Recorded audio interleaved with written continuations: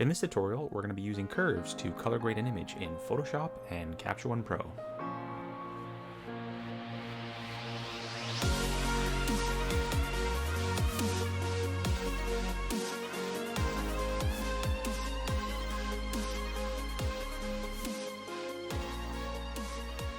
Hi there, Michael Voloshinovich here. You can find me via the social media links below and also on my website at vibrantshot.com. So in this video, I wanted to take a look at using curves for color grading. I think it's one of those fairly misunderstood adjustment layers, and it's really helpful largely because it is universal. So it's one of those few things that spans from Photoshop to Capture One and to Lightroom. So when I'm working on, for example, style packs, the Lightroom style pack that I created, I had to really do everything pretty much in curves because it doesn't really have a rich feature set for color grading, specific colors and things like that that works fairly universally and generically.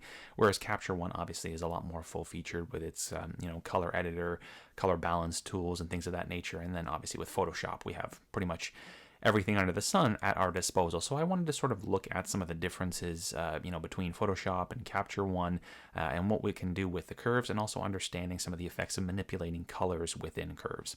So let's go ahead and get started. We're going to start in Photoshop, and then I'll jump over to Capture One, sort of back and forth, to demonstrate a few differences. So we're going to go in here and grab our curve.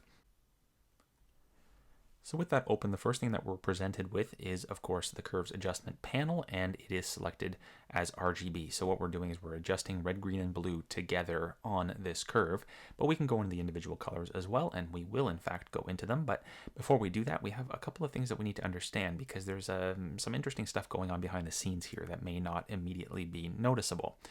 So the first thing, intuitively, when we're manipulating this, we think that we are making sort of a luminosity-based adjustment, but that's not necessarily the case.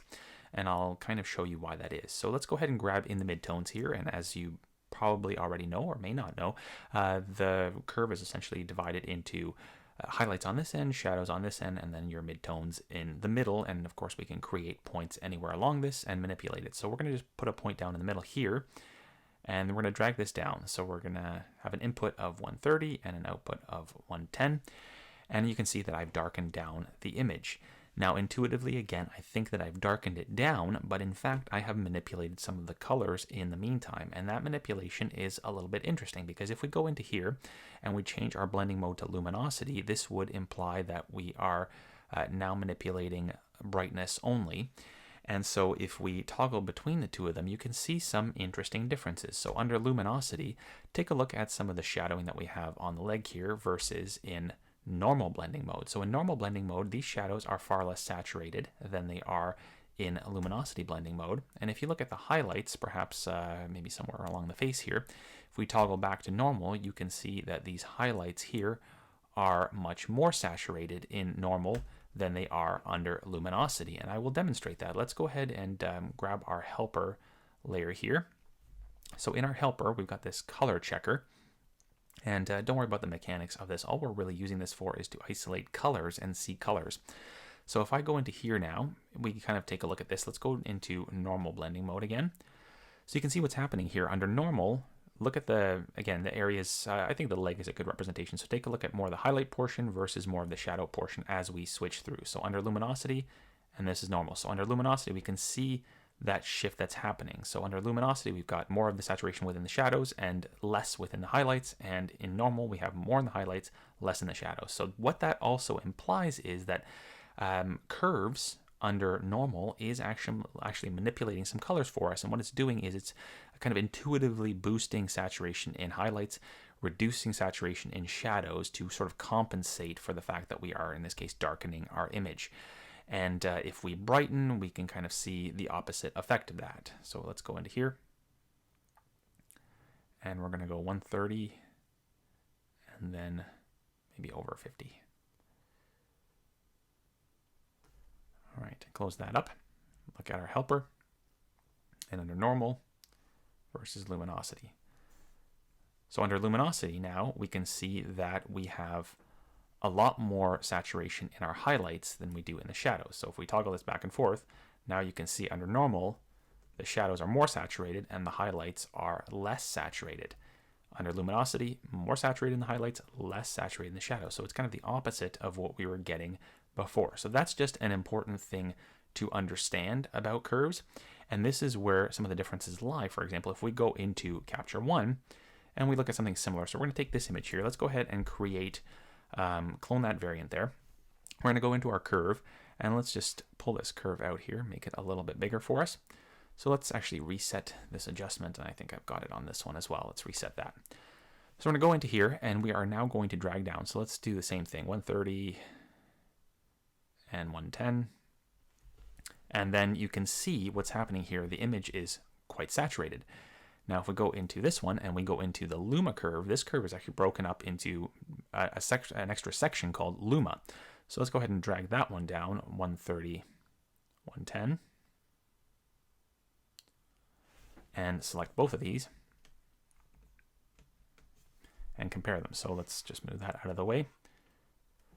You can see now that this one is the one adjusted by RGB and this one is the one adjusted by luma. You can see that overall the luma one, I would say, is more pleasing in that it really hasn't tried to manipulate the luminosity or the colors in such a dramatic way. Here we see way more saturation overall across the whole image. That's both within the shadows and within the highlights, whereas with the luma it's just kind of neutral. It doesn't try to compensate saturation too much, or at least it does so in a fairly sort of even and pleasing way. So and that's kind of important to understand, that there is that difference between them.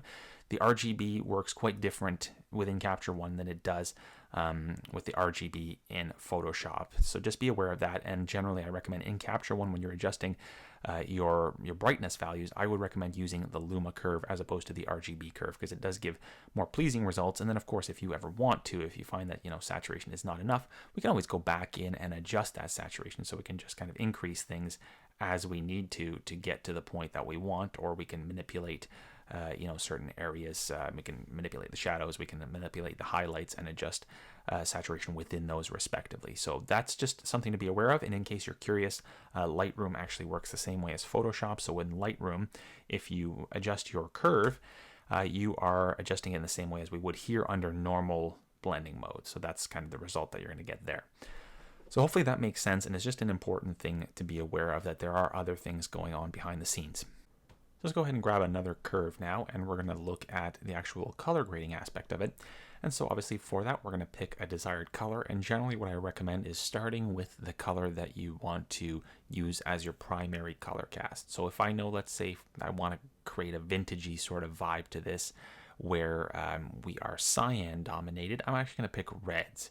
And the reason for that is all of these work between two sets of colors. So the easiest way to remember this is we've got RGB and CMY. So CMY being cyan, magenta, and yellow.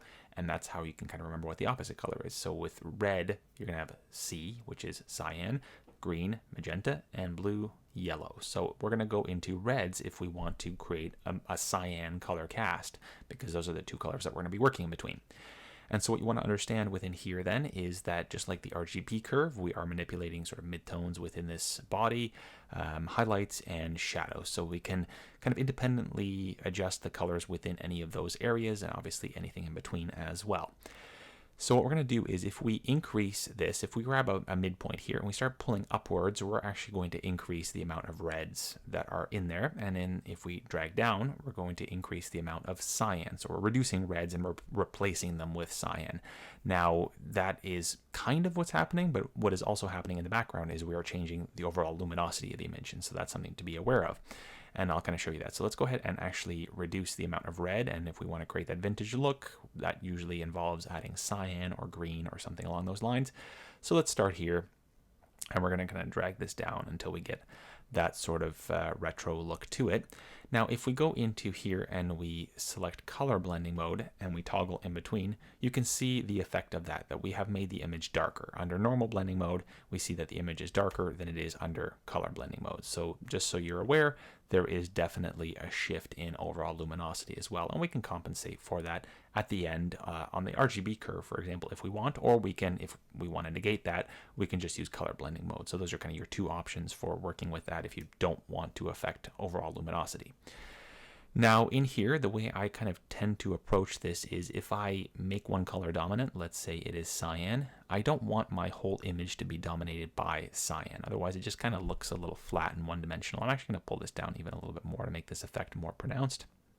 So what I want to do is I want to kind of inject maybe within the highlights or the shadows some other color that is going to be opposite of that. So I can either do within here, I can add more reds to the shadows to give it a little bit more color dimension. So I can just sort of drag this up, and that's going to give, again, that sort of vintage look by pushing some reds in. But what I can also do is find something that's similar to red, and that would be magenta. So I can go into green, since the opposite of green is magenta, and I can do the same thing. I can push magenta in. Now in this case I have to go this way here because I have to reduce green. So in order to get magenta I have to kind of remove green. And so I can pull that here and then maybe at the mid-tone point just kind of restore it back so that input equals output, or at least fairly close to it. And so now you can see that we have added a little bit of this sort of reddish magenta color within our shadows. Now within the highlights we can also do something. So let's kind of see, the highlights right now are very yellow and green, so perhaps we want to remove some yellow because again we want to sort of create this difference where the highlights and shadows separate from the midtones to give us a little bit more dimension still. So for that I'm going to go into blue because blue and yellow work together, and over here we can start sliding this, and we can see that if I start to pull the highlight end in, I'm going to inject a little bit more blue into my highlights. Now I'm going to create a little spot at the midpoint here just so that it doesn't shift everything, and what we can do is either work on the very last point here or just insert a new one, and that will allow us to inject a little bit more in there. In this case I don't like the look of that. I do actually want to work with this slider here, so I can just kind of pull this in and just add a little bit. Like if I pull this down, you can see that I'm adding more yellow, and that may be what you're after. But for me, I just wanted to kind of cool those highlights down a little bit as well. And if we want to kind of negate that green tone as well, we can just kind of go into here and we can further manipulate this. So we can go in and add a little bit more magenta into our highlights, and that kind of helps to quell that effect, and now we've got a little bit more dimension back within our image. And again, further kind of going towards this sort of vintage look, we can go into here and we can reduce some of the contrast within our shadows. And as you can see, this is also going to compensate by brightening our image a little bit more to kind of offset the fact that we darkened it under the color grade. And then further, if we want to make that even brighter, we can increase that here if we want. But just note that if you're doing this and you're actually working within the RGB section and you're kind of manipulating contrast within highlights and shadows, you do not want to in turn go into color because you're going to wipe out that effect. So you'll want to keep it, not saturating, color. You want to make sure you keep it at normal if you're actually doing any manipulation of the RGB curve at the same time. So that's kind of my strategy that I usually take, is that I will pick some sort of dominant starting color. If I want to make it very heavily blue, I'll start with blue. If I want to make it green or magenta, whatever your starting kind of color cast is, whatever your sort of theme for that image, start there, make a fairly dramatic adjustment, and then kind of start thinking about the colors that work well with that and how we can add back dimension within highlights and shadows using complementary colors or something to that effect. So that is really the strategy you need to take there, and it's always a fairly iterative process. Once you start somewhere, then you kind of cycle through the different colors and decide what you want to do with them. But that's kind of my approach within curves, and the great thing about it again is that it does translate to any application that you do it in, so we can take the same exact approach within Capture One. So let's go ahead and jump into there, and I'm going to, for example, in this case, I want to cool the image down, and blue is going to be my dominant, so I'm going to go into blue, and I'm just going to increase blue, so I want to cool everything down. But as you can see now, by doing that, we have really made the image a little bit too magenta in our shadows. I don't really like the look that we're getting there, so we know that we need to go into greens and kind of compensate for that by increasing green in our shadows. So we can kind of reduce that out a little bit. And then we can, for example, increase green in the midtones as well to sort of negate some of that effect there. And then oftentimes, again, what works nicely with blue in the midtones is a little bit more yellow in the highlights, so that, again, we're trying to get that dimension back. So we can reduce the amount of blue within the highlight end here, and that's just going to give us a little bit more warmth within the actual highlight area. And then now that we can see that after doing that, we've lost a little bit of contrast, so we can go into Luma here, and we can either darken the blacks a little bit more by pulling this end in, or we can just create a little spot here and then just kind of pull this down. So it's really up to you how you sort of get that contrast back. And so that kind of gets us to a decent point, and we can again kind of dive into, for example, reds. We know that if we made the overall image more blue, we can also try and play with cyan. So by reducing the amount of red, we're going to add a little bit more cyan. Perhaps we want to keep that fairly subtle. And I think maybe in the shadows, let's see what that would look like. So let's go ahead and add a little bit of extra cyan in the shadows. And so that's kind of one particular color grade. And if we just toggle this on and off, we can see that we have really cooled it down, and perhaps now we decide that we want to go back and insert even more yellows into our highlights, so we can do something like this. And then if we find that we've reduced the contrast in highlights, again, we can go back to our Luma, and we can sort of increase those by just dragging this bit in here. And so again, before and after, you can see that that got us to a result that may or may not work for you. This is kind of the result that I got to based on my eye, but everybody's preferences are different. So don't get hung up on the actual mechanics of how I got to this particular place on this image. It's really just about, you know, this sort of methodical process of starting somewhere and using some color theory to get you to an image that works for you, for your eye. And that's kind of how I tend to go about it. And I think in order to get there, it's important to understand some of these, hidden intricacies behind curves and some of the differences between like RGB and the Luma curve here, and also how we can use blending modes within Photoshop to actually negate certain effects that happen as well.